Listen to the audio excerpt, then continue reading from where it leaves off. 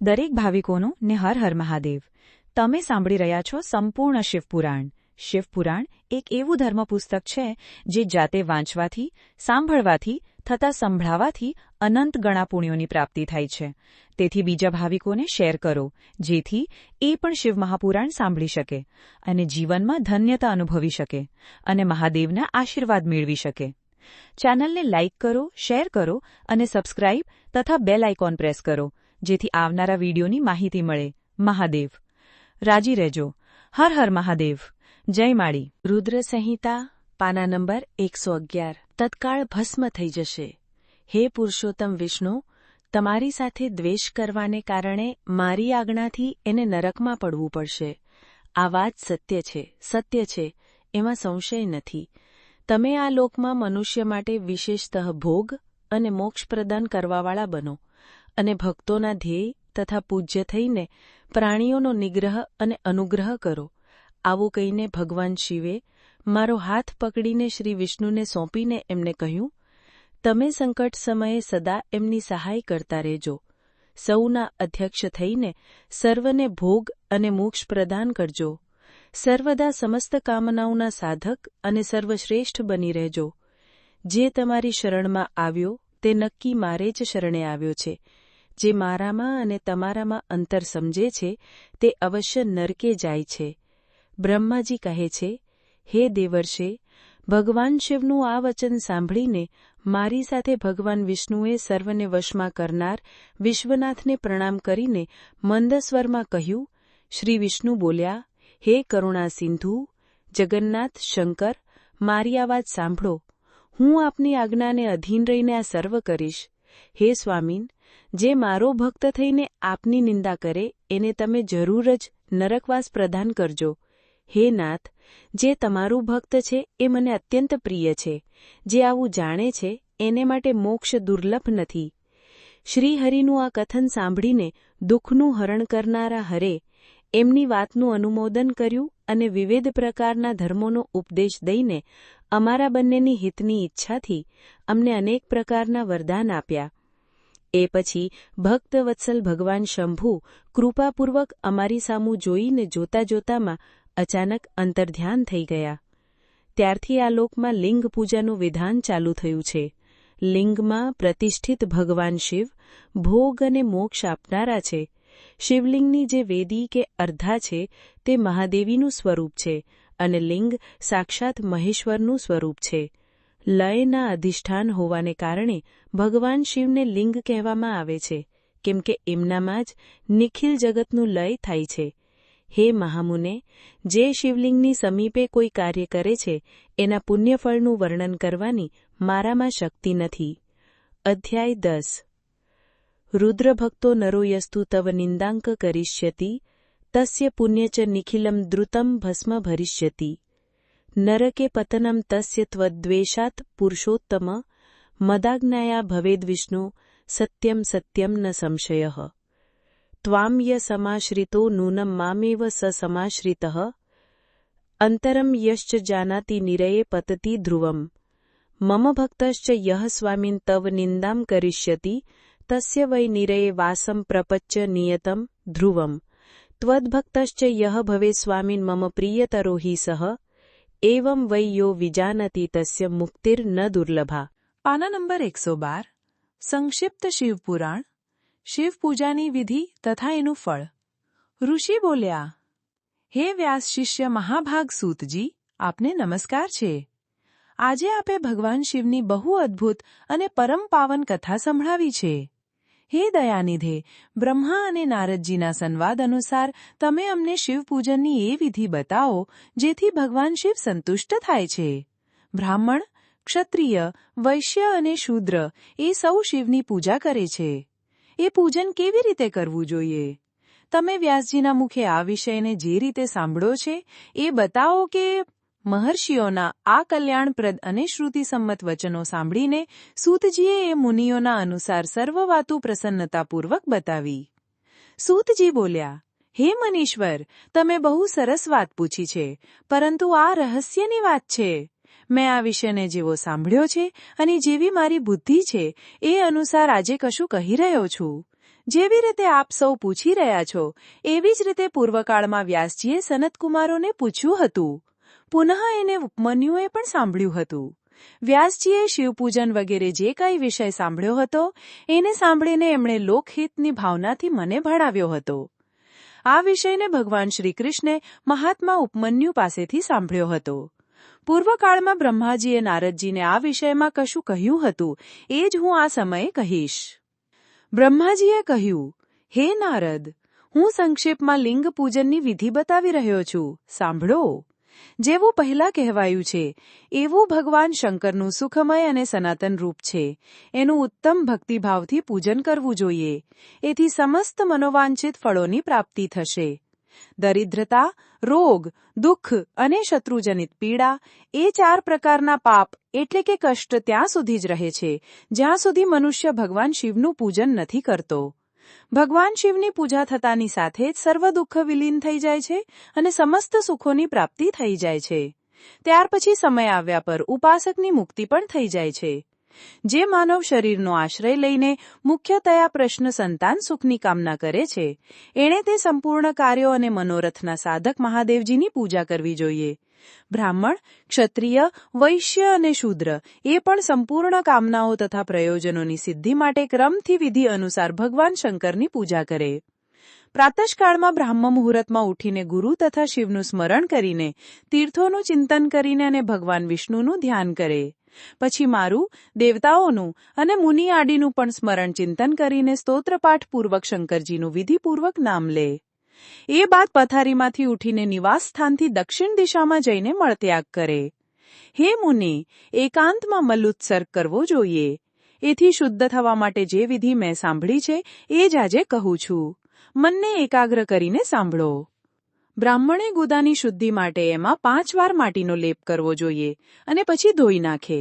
ક્ષત્રિયો 4 વાર, વૈશ્ય 3 વાર અને શૂદ્રે 2 વાર માટીનો લેપ કરીને ધોવું જોઈએ. પછી પ્રચંડ શ્રદ્ધાપૂર્વક રુદ્ર સંહિતા પાના નંબર 113 શૂદ્રે 2 વાર વિધિપૂર્વક ગુદાની શુદ્ધિ માટે એમાં માટી લગાડે. લિંગમાં પણ 1 વાર માટી લગાડવી જોઈએ.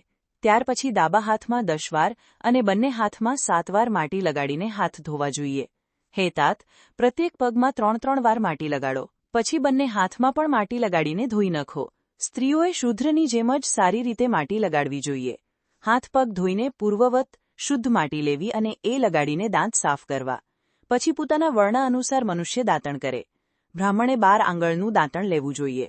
ક્ષત્રિયએ 11 આંગળ, વૈશ્ય 10 આંગળ અને શૂદ્રે 9 આંગળનું દાંતણ લેવું જોઈએ. આ દાંતણનું માપ બતાવ્યું છે. મનુસ્મૃતિ અનુસાર કાળદોષનો વિચાર કરીને દાંતણ કરે અથવા છોડી દે. હે તાત, છઠ, પ્રતિપદા, અમાવસ્યા, નવમી, વ્રતનો દિવસ, સૂર્યાસ્તનો સમય, રવિવાર તથા શ્રાદ્ધનો દિવસ આ દંતધાવન માટે વર્જિત છે. આમાં દાંતણ કરવું જોઈએ નહીં. દાંતણ કર્યા પછી તીર્થ, જળાશય વગેરેમાં જઈને વિધિપૂર્વક સ્નાન કરવું જોઈએ. વિશેષ દેશકાળ આવા પર મંત્રોચ્ચારણ પૂર્વક કરવું ઉચિત છે. સ્નાન પછી પહેલા આચમન કરીને તે ધોયેલું વસ્ત્ર ધારણ કરે. પછી એકાંત સ્થળમાં બેસીને સંધ્યાવિધિનું કરે. યથાયોગ્ય સંધ્યાવિધિનો પાલન કરીને પૂજા કાર્યોનો આરંભ કરે. અથવા અષ્ટદલવાના ગણેશજીની, દ્વારપાલોની અને દીપાલોની પણ પ્રયત્નપૂર્વક સારી રીતે પૂજા કરીને પછી દેવતા માટે પીઠ સ્થાનની કલ્પના કરવી.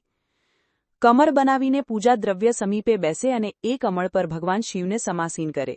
ત્યાર પછી 3 આચમન કરીને ફરીથી બંને હાથ ધોઈને 3 પ્રાણાયામ કરીને મધ્યમ પ્રાણાયામ અર્થાત કુંભક કરતી વખતે ત્રિનેત્રધારી ભગવાન શિવનું ધ્યાન આ રીતે કરે.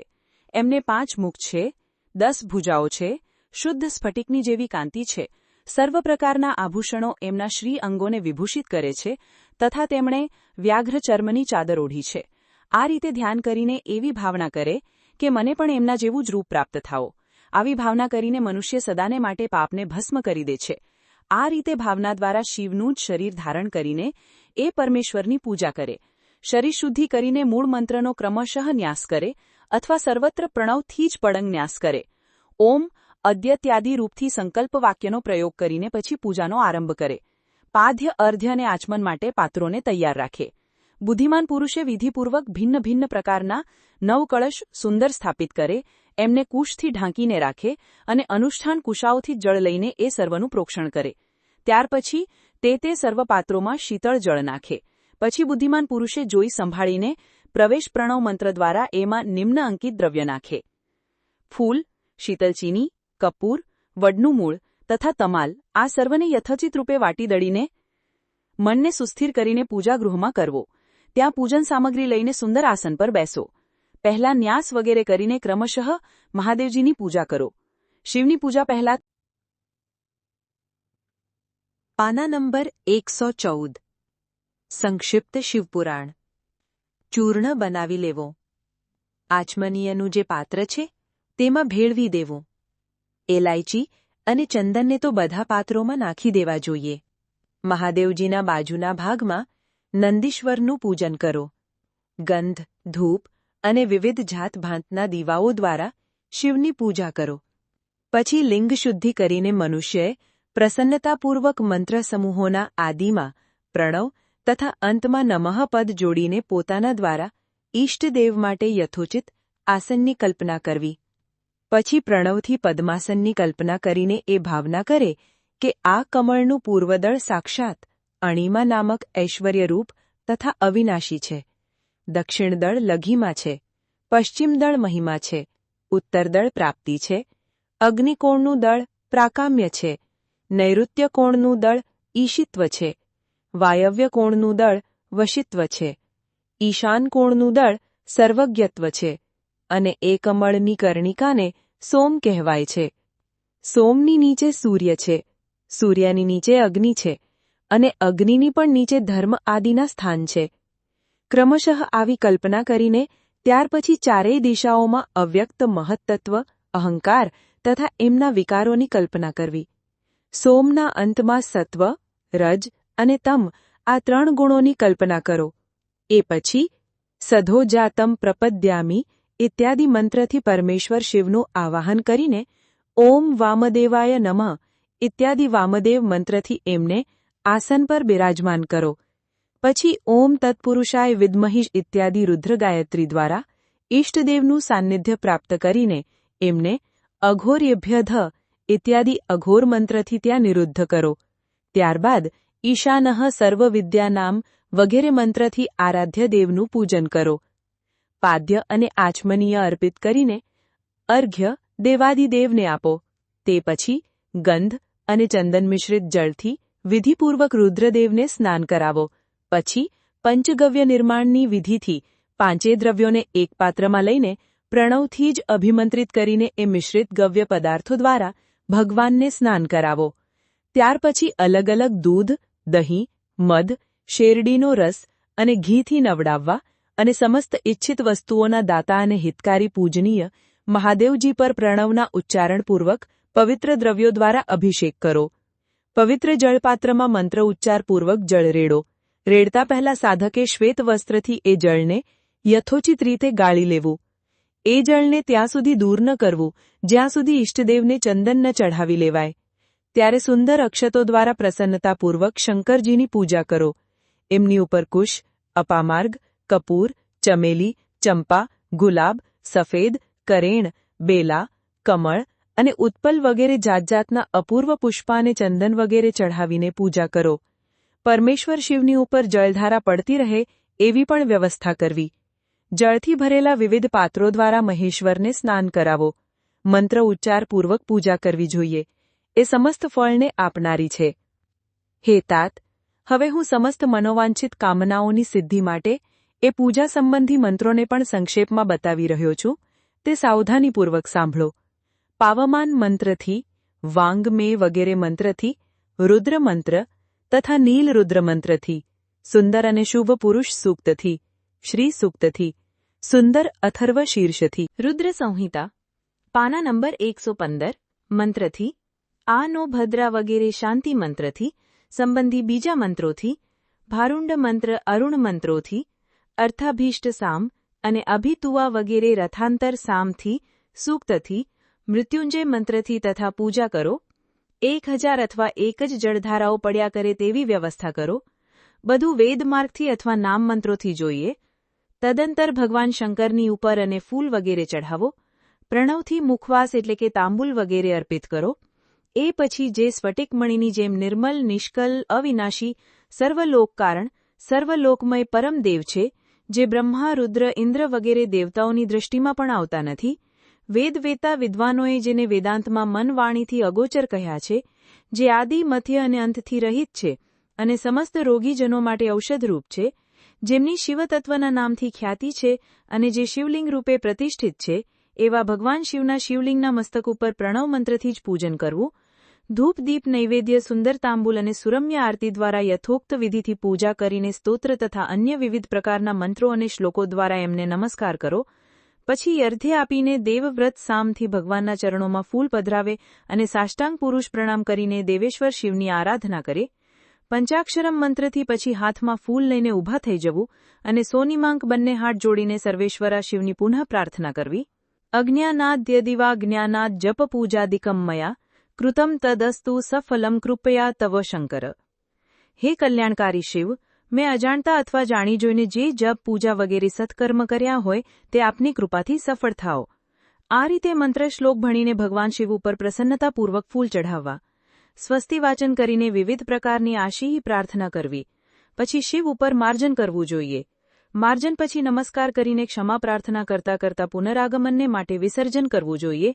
એ પછી અધ્યાથી આરંભ થનાર મંત્રનું ઉચ્ચારણ કરીને નમસ્કાર કરો. પછી સંપૂર્ણ ભાવથી વિભોર થઈને આ પ્રકારે પ્રાર્થના કરવી. ઓમ સ્વસ્તિ નઃ ઇન્દ્રો વૃદ્ધશ્રવાઃ સ્વસ્તિ નઃ પૂષા વિશ્વવેદાઃ સ્વસ્તિ નસ્તાર્ક્ષ્યો અરિષ્ટનેમિઃ સ્વસ્તિ નો બૃહસ્પતિર્દધાતુ ઇત્યાદિ સ્વસ્તિ વાચન સંબંધી મંત્ર છે. કાલે વર્ષતુ પર્જન્યઃ પૃથ્વી શસ્યશાલિની દેશો અર્પમ ક્ષોભરહિતો બ્રાહ્મણા સંતુ નિર્ભયાઃ સર્વે ચ સુખિનઃ સંતુ સર્વે સંતુ નિરામયાઃ સર્વે ભદ્રાણી પશ્યંતુ મા કશ્ચિદ દુઃખભાગ ભવેત વગેરે આશી પ્રાર્થનાઓ છે. ઓમ આપો હિષ્ઠામયો ભુવઃ વગેરે 3 માર્જન મંત્રો કહેવાય છે.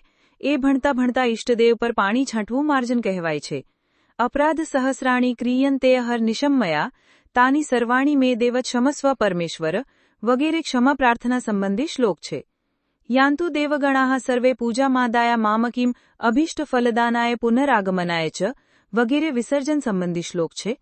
અદ્યા દેવા ઉદિતા સૂર્યસ્ય નિરમહસ પિપૃતા નિરબવધાત તન્નો મિત્રો વરુણો મામહંતા મદિતિ સિંધુ પૃથ્વી ઉતધ્યો વગેરે યજુર્વેદના 33ના 42મો મંત્ર છે. પાના નંબર 116. સંક્ષિપ્ત શિવ પુરાણ. શિવે ભક્તિઃ શિવે ભક્તિઃ શિવે ભક્તિર્ભવે ભવે અન્યથા શરણમ નાસ્તિ ત્વમેવ શરણમ મમ. પ્રત્યેક જન્મમાં શિવમાં જ મારી ભક્તિ હો, શિવમાં જ મારી ભક્તિ હો, શિવ સિવાય બીજો કોઈ શરણ આપનાર નથી. હે મહાદેવ, તમે જ મારે માટે શરણદાતા છે. આ રીતે પ્રાર્થના કરીને સંપૂર્ણ સિદ્ધિઓના દાતા દેવેશ્વર શિવનું પરાભક્તિ દ્વારા પૂજન કરો. વિશેષતઃ કંઠના અવાજથી ભગવાનને સંતુષ્ટ કરો. પછી સપરિવાર નમસ્કાર કરીને અનુપમ પ્રસન્નતાનો અનુભવ કરતા સમસ્ત લૌકિક કાર્ય સુખપૂર્વક કરતા રહો. જે આ રીતે શિવભક્તિ પરાયણ થઈને દરરોજ પૂજન કરે છે એને અવશ્ય જ પગલે ને પગલે સર્વ પ્રકારની સિદ્ધિ પ્રાપ્ત થાય છે. તે ઉત્તમ વક્તા થાય છે તથા એને મનોવાંછિત ફલની નિશ્ચય જ પ્રાપ્તિ થાય છે. રોગ, દુઃખ, બીજાઓને નિમિત્ત થતો ઉદ્વેગ, કુટિલતા અને વિષ વગેરે રૂપે જે કષ્ટ ઉપસ્થિત થાય છે એને કલ્યાણકારી પરમ શિવ અવશ્ય નષ્ટ કરી દે છે. એ ઉપાસકનું કલ્યાણ થાય છે. ભગવાન શંકરની પૂજાથી એનામાં અવશ્ય સદ્ગુણોની વૃદ્ધિ થાય છે. બરાબર એવી જ રીતે જેવી રીતે શુક્લ પક્ષમાં ચંદ્રમા વધે છે. તેમ હે મુનિ શ્રેષ્ઠ નારદ, આ રીતે મેં શિવ પૂજાનું વિધાન બતાવ્યું છે. હવે તમે શું સાંભળવા ચાહો છો? કયો પ્રશ્ન કરવાના છો? અધ્યાય 11. ભગવાન શિવની શ્રેષ્ઠતા અને એમના પૂજનની અનિવાર્ય આવશ્યકતાનું પ્રતિપાદન. નારદજી બોલ્યા, હે બ્રહ્મન, હે પ્રજાપતે, તમે ધન્ય છો, કેમ કે આપની બુદ્ધિ ભગવાન શિવમાં લાગી રહેલી છે. હે વિધેય, તમે પુનઃ આ જ વિષયનું સમ્યક રીતે વિસ્તારપૂર્વક વર્ણન કરો. બ્રહ્માજીએ કહ્યું, હે તાત, એક સમયની વાત છે, હું સર્વ બાજુએથી ઋષિઓ અને દેવતાઓને બોલાવીને એ બધાને લઈને ક્ષીરસાગરના તટ પર લઈ ગયો. ત્યાં સર્વના હિત સાધન કરનાર ભગવાન વિષ્ણુ નિવાસ કરે છે. ત્યાં દેવતાઓના પૂછવા પર શ્રી ભગવાન વિષ્ણુએ સર્વને માટે શિવપૂજનની જ શ્રેષ્ઠતા બતાવીને એમ કહ્યું કે એક મુહૂર્ત અથવા એક ક્ષણ પણ જો શિવનું પૂજન ન થાય તો તે દિવસને સુનિકારું માનવામાં આવે છે. રુદ્ર સંહિતા પાના નંબર 117. જે હાનિ છે એ જ મહાન છિદ્ર છે, એ જ અંધાપો છે અને એ જ મૂર્ખતા છે. જે શિવની ભક્તિમાં તત્પર છે, જે મનથી એમને જ પ્રણામ કરે છે અને એમનું જ ચિંતન કરે છે, તે ક્યારેય દુઃખી થતા નથી. જે મહાન સૌભાગ્યશાળી પુરુષ, મનોહર ભવન, સુંદર આભૂષણોથી વિભૂષિત સ્ત્રીઓ, જીતવાથી મનને સંતોષ થાય એટલું ધન, પુત્ર પૌત્ર વગેરે સંતતિ, આરોગ્ય, સુંદર શરીર, અલૌકિક પ્રતિષ્ઠા, સ્વર્ગીય સુખ, અંતમાં મોક્ષરૂપી ફળ અથવા પરમેશ્વર શિવની ભક્તિ ચાહે છે, તે પૂર્વજન્મોમાં મહાન પુણ્યથી ભગવાન સદાશિવની પૂજા અર્ચામાં પ્રવૃત્ત થાય છે. જે પુરુષ નિત્ય ભક્તિપરાયણ થઈને શિવલિંગની પૂજા કરે છે એને સફળ સિદ્ધિ પ્રાપ્ત થાય છે અને તે પાપના ચક્કરમાં પડતો નથી. ભગવાને આ પ્રકારે ઉપદેશ આપ્યો તે ઉપર દેવતાઓએ એ શ્રીહરિને પ્રણામ કર્યા અને મનુષ્યની સમસ્ત કામનાઓની પૂર્તિ માટે શિવલિંગ આપવા માટે પ્રાર્થના કરી. હે મુનિશ્રેષ્ઠ, એ પ્રાર્થનાને સાંભળીને જીવોના ઉદ્ધારમાં તત્પર રહેવાવાળા ભગવાન વિષ્ણુએ વિશ્વકર્માને બોલાવીને કહ્યું, હે વિશ્વકર્મન, તમે મારી આજ્ઞાથી સંપૂર્ણ દેવતાઓને સુંદર શિવલિંગનું નિર્માણ કરીને આપી દો. વિશ્વકર્માએ મારી અને શ્રીહરિની આજ્ઞા અનુસાર એ દેવતાઓને એમના અધિકાર પ્રમાણે શિવલિંગ બનાવીને આપ્યા. હે મુનિશ્રેષ્ઠ નારદ, કયા દેવતાને કયું શિવલિંગ પ્રાપ્ત થયું એનું વર્ણન આજે હું કરી રહ્યો છું તે સાંભળો. ઇન્દ્ર પદ્મરાગમણીથી બનેલા શિવલિંગની અને કુબેર સુવર્ણમય લિંગની પૂજા કરે છે. ધર્મ પીતમણીમય એટલે કે પોખરાજના બનેલા લિંગની અને વરુણ શ્યામવર્ણના શિવલિંગની પૂજા કરે છે. ભગવાન વિષ્ણુ ઇન્દ્ર નીલમય તથા બ્રહ્મા હેમમય લિંગની પૂજા કરે છે. હે મુને, વિશ્વદેવગણ ચાંદીના શિવલિંગની અને વસુગણ પિત્તળના બનેલા લિંગની તથા બંને અશ્વિની કુમાર પાર્થિવ લિંગની પૂજા કરે છે. લક્ષ્મીદેવી સ્ફટિકમય લિંગની, આદિત્યગણ તામ્રમય લિંગની, રાજા સોમ મોતીના બનેલા લિંગની તથા અગ્નિદેવ વજ્ર એટલે કે હીરાના લિંગની ઉપાસના કરે છે. શ્રેષ્ઠ બ્રાહ્મણ અને એમની પત્ની માટીના બનેલા શિવલિંગના, મયાસુર ચંદન નિર્મિત લિંગના અને નાગગણ મૂંગા એટલે કે લાલ પદાર્થના બનેલા શિવલિંગના પૂજન અર્ચન કરે છે. દેવી માખણથી એમને બનેલા લિંગની, યોગીજન ભસ્મમય લિંગની, પક્ષગણ દહીંથી બનેલા લિંગની, છાયાદેવી લોટથી બનેલા લિંગની અને બ્રહ્મપત્ની રત્નમય શિવલિંગની નિશ્ચિત રૂપે પૂજા કરે છે.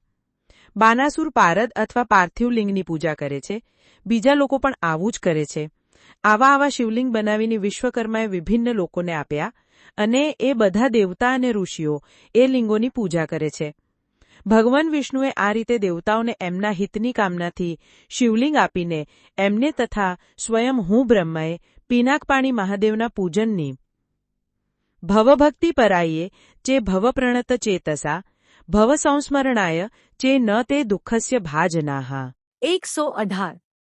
સંક્ષિપ્ત શિવપુરાણ વિધિ પણ બતાવી. પૂજન વિધિ સંબંધી એમના વચનોને સાંભળીને દેવશિરોમણીઓ સહિત હું બ્રહ્માના હૃદયમાં હર્ષની ભાવના લઈને પોતાના ધામમાં આવી ગયો. હે મુને, ત્યાં આવીને મેં સમસ્ત દેવતાઓ અને ઋષિઓને શિવપૂજાની ઉત્તમ વિધિ બતાવી જે સંપૂર્ણ ઇચ્છિત વસ્તુઓનું પ્રદાન કરનારી છે.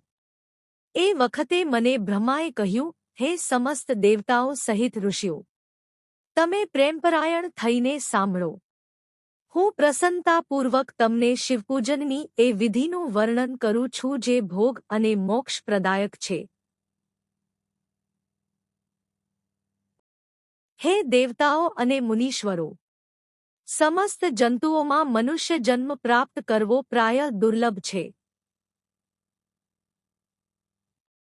એમાં પણ ઉત્તમ કુળમાં જન્મ તો વધારે દુર્લભ છે. ઉત્તમ કુળમાં પણ આચારવાન બ્રાહ્મણોને ત્યાં ઉત્પન્ન થવું તો ઉત્તમ પુણ્યથી જ સંભવે છે. જો આવો જન્મ સુલભ થઈ જાય તો ભગવાન શિવના સંતોષ માટે એ ઉત્તમ કર્મનું અનુષ્ઠાન કરે જે પોતાના વર્ણ અને આશ્રમને માટે શાસ્ત્રો દ્વારા પ્રતિપાદિત છે. જે જાતિ માટે જે કર્મ બતાવાયું છે એનું ન કરો. જેટલી સંપત્તિ હોય એ અનુસાર જ દાન કરો. કર્મમય સહસ્ત્ર યજ્ઞોથી તપોયજ્ઞ વધારે છે.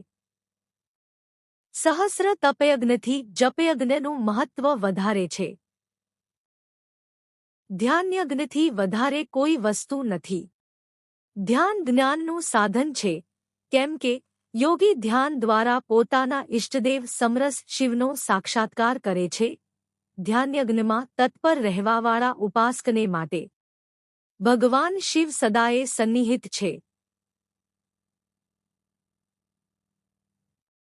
જે વિજ્ઞાન સંપન્ન છે એ પુરુષોની શુદ્ધિ માટે કોઈપણ પ્રકારના પ્રાયશ્ચિત્ત વગેરેની જરૂર નથી. મનુષ્યને જ્યાં સુધી જ્ઞાન પ્રાપ્તિ થતી નથી ત્યાં સુધી તે વિશ્વાસ અપાવવા માટે કર્મથી જ ભગવાન શિવની આરાધના કરે. જગતના અનેક લોકોને એક જ પરમાત્મા અનેક રૂપમાં અભિવ્યક્ત થઈ રહ્યો છે. એકમાત્ર ભગવાન સૂર્ય એક સ્થાનમાં રહીને પણ જળાશય વગેરે વિભિન્ન વસ્તુઓમાં અનેક રૂપે દેખાય છે. હે દેવતાઓ, સંસારમાં જે સત અથવા અસત વસ્તુ જોઈ અથવા સાંભળી શકાય છે તે સર્વ પરબ્રહ્મ શિવરૂપ જ છે એવું સમજો. જ્યાં સુધી તત્વજ્ઞાન ન થઈ જાય ત્યાં સુધી પ્રતિમાની પૂજા જરૂરી છે. જ્ઞાનના અભાવમાં પણ જો પ્રતિમા પૂજાની અવહેલના કરે છે એનું પતન નિશ્ચિત છે.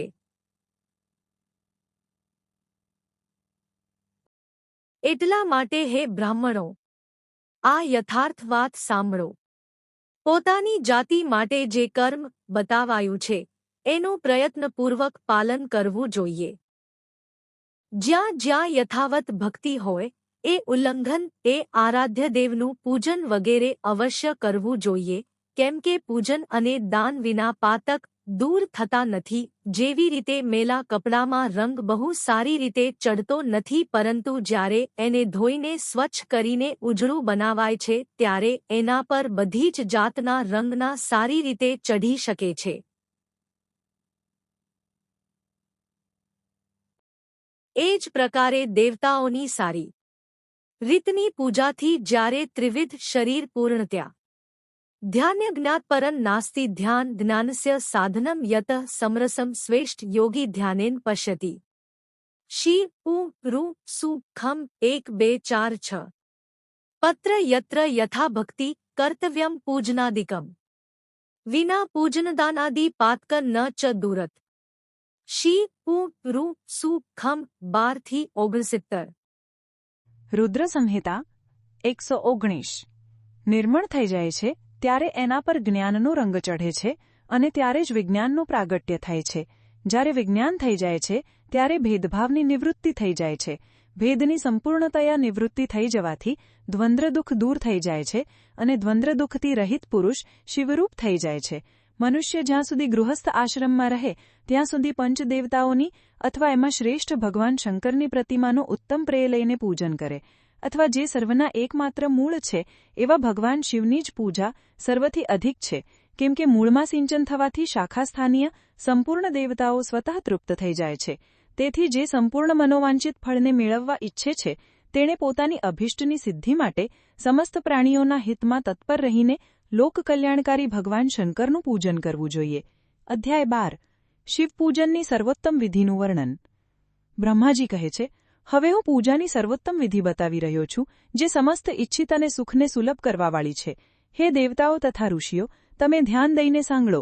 ઉપાસકે બ્રાહ્મ મુહૂર્તમાં નિદ્રાત્યાગ કરીને જગદંબા પાર્વતી સહિત ભગવાન શિવનું સ્મરણ કરવું અને હાથ જોડીને માથું નમાવીને ભક્તિપૂર્વક એમની પાસે પ્રાર્થના કરવી. હે દેવેશ્વર, ઉઠો ઉઠો. મારા હૃદય મંદિરમાં શયન કરનારા હે દેવતા, ઉઠો. હે ઉમાકાંત, ઉઠો અને સૌનું મંગળ કરો. હું ધર્મને જાણું છું, પરંતુ મારી એમાં પ્રવૃત્તિ થતી નથી. હું અધર્મને જાણું છું, પરંતુ હું એથી દૂર રહી શકતો નથી. હે મહાદેવ, આપ મારા હૃદયમાં સ્થિત થઈને મને જેવી પ્રેરણા આપો છો એવું જ હું કરું છું. આ રીતે ભક્તિપૂર્વક કહીને અને ગુરુદેવની ચરણ પાદુકાઓનું સ્મરણ કરીને ગામની બહાર દક્ષિણ દિશામાં જઈને મળમૂત્રનો ત્યાગ કરવો. મળત્યાગ કર્યા પછી માટી અને જળથી ધોયા પછી શરીરની શુદ્ધિ કરીને બંને હાથ પગને ધોઈને દંતમંજન કરવું જોઈએ. સૂર્યોદય પહેલા દંતમંજન કરીને મુખને 16 વખત જળની અંજલિઓથી ધોવું જોઈએ.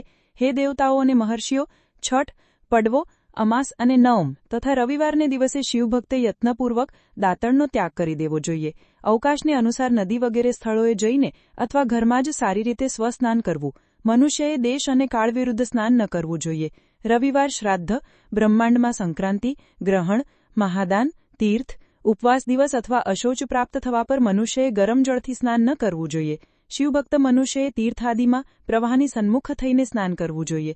જો સ્નાન પૂર્વે તેલ લગાડવું હોય તો એણે વિહિત અને નિષિદ્ધ દિવસોનો વિચાર કરીને જ તૈલાભ્યંગ કરવું જોઈએ. જો પ્રતિદિન નિયમપૂર્વક તેલ લગાડતા હોય એમના માટે કોઈપણ દિવસ તૈલાભંગ દૂષિત નથી, અથવા જે તેલ અત્તર વગેરેથી વાસિત હોય તો એનું લગાડવું પણ કોઈ દિવસ દૂષિત નથી. સરસ્યાનું 120 સંક્ષિપ્ત શિવપુરાણ. તેલ ગ્રહણનો દિવસ છોડીને બીજા કોઈ દિવસે દૂષિત નથી. આ રીતે દેશકાળનો વિચાર કરીને જ વિધિપૂર્વક સ્વસ્નાન કરવું. સ્વસ્નાન વખતે પોતાના મુખને ઉત્તર અથવા પૂર્વ રાખવું જોઈએ. ઉચ્છિષ્ટ વસ્ત્રનો ઉપયોગ ક્યારેય ન કરવો. શુદ્ધ વસ્ત્રથી જ ઈષ્ટદેવના સ્મરણપૂર્વક સ્નાન કરવું. જે વસ્ત્રને બીજાએ ધારણ કર્યું હોય અથવા બીજાને પહેરવાની વસ્તુ હોય તથા જેને જાતે રાત્રે પહેર્યું હોય એ વસ્ત્ર ઉચ્છિષ્ટ છે. એનાથી ત્યારે જ સ્નાન થાય જ્યારે ધોયેલું હોય. સ્વસ્નાન પછી દેવતાઓ તથા પિતરોને તૃપ્તિ આપનાર સ્નાનાંગ ટરંગ કરવું જોઈએ. એ પછી ધોયેલું વસ્ત્ર પહેરવું જોઈએ અને પછી આચમન કરવું જોઈએ. દ્વિજોત્તમો, ત્યારબાદ છાણ વગેરેથી પોતીને સ્વચ્છ કરેલા શુદ્ધ સ્થાનમાં જઈને સુંદર આસનની વ્યવસ્થા કરવી જોઈએ. આસન વિશુદ્ધ લાકડાનું બનેલું હોવું જોઈએ. પૂરતું પહોળું અને વિચિત્ર હોવું જોઈએ. આસન સંપૂર્ણ ઈચ્છિત તથા ફળપ્રદાયક હોય. એની ઉપર પાથરવા માટે યથાયોગ્ય મૃગચર્મ વગેરે ગ્રહણ કરે. શુદ્ધ બુદ્ધિવાળો પુરુષ તેના પર બેસીને ભસ્મથી ત્રિપુંડ લગાવે. જપ, તપ તથા દાન સફળ થાય છે. ભસ્મ હોય તો ત્રિપુંડથી જપ, તપ તથા દાન સફળ થાય છે. ભસ્મ ન હોય તો ત્રિપુંડનું જળ વગેરે બતાવ્યું છે. આ રીતે ત્રિપુંડ મનુષ્ય રુદ્રાક્ષ ધારણ કરે અને પોતાના કર્મનું સંપાદન કરીને પછી શિવની પ્રત કરે. ત્યાર પછી 3 વાર મંત્ર ઉચ્ચારણપૂર્વક આચમન કરે. પછી ત્યાં શિવની પૂજા માટે જળ અને ગંધ લાવીને રાખે. બીજી કોઈ પણ જરૂરી વિચાર, જે કોઈ પણ વસ્તુ હોય એને યથાશક્તિ ભેગી કરીને પોતાની પાસે જ રાખે. આ રીતે પૂજન તરફ સામગ્રીનો સંગ્રહ કરીને ત્યાં ધૈર્યપૂર્વક સ્થિર ભાવથી બેસે. પછી જળ, ગંધ અને ચોખાથી યુક્ત એક અર્ધ્યપાત્ર લઈને એને જમણી બાજુ રાખે. આનાથી ઉપચારની સિદ્ધિ થાય છે. પછી જે ગુરુનું સ્મરણ કરીને એમની આજ્ઞા લઈને પોતે વિધિવત સંકલ્પ કરીને પોતાની કામનાને અલગ ન રાખતા પરાભક્તિથી સપરિવાર શિવનું પૂજન કરે. એક મુદ્રા દેખાડીને સિંદૂર વગેરે ઉપચારો ઋષિઓ દ્વારા સિદ્ધિબુદ્ધિ સહિત વિઘ્નહારી ગણેશનું તર્પણ કરવું. લક્ષ્ય અને લાભથી યુક્ત ગણેશજીનું પૂજન કરીને એમના નામના આરંભમાં પ્રણવ તથા અંતમાં નમઃ જોડીને નામની સાથે ચોથી લિપિ વિભક્તિનો પ્રયોગ કરતા કરતા નમસ્કાર કરે. ત્યાં લક્ષ્યલાભ્યુતા સિદ્ધિબુદ્ધિ સહિત ગણપતયે નમઃ જોઈએ. ત્યાર પછી એમની પાસે ક્ષમાયાચના કરવી અને તે પછી ભાઈ કાર્તિકેય સહિત ગણેશજીનું પરાભક્તિથી પૂજન કરીને એમને વારંવાર નમસ્કાર કરવા. એ પછી સદા દ્વાર આસન પર ઊભા રહેનારા દ્વારપાલ મહોદયનું પૂજન કરીને સતી સાધ્વી ગિરિરાજ નંદિની ઉમાની પૂજા કરવી જોઈએ. ચંદી, કુંકુમ અને ધૂપદીપ વગેરે અનેક ઉપચારો તથા વિવિધ પ્રકારના સાધન કરીને પછી સાધક શિવજીની સમીપે જાય. યથાસંભવ નિત્ય પોતાના ઘરમાં માટી, સોનું, ચાંદી, ધાતુ અથવા પારો વગેરેથી શિવ પ્રતિભા બનાવી અને એની પૂજા કરે. એમની પૂજા થઈ જવાથી બીજા બધા દેવતાઓની પૂજા થઈ જાય છે એમ એકદમ સત્ય છે. સાધકે સૌપ્રથમ શિવની વિધિવત પૂજા કરવી જોઈએ. પછી નંદી મહારાજની પૂજા કરવી જોઈએ.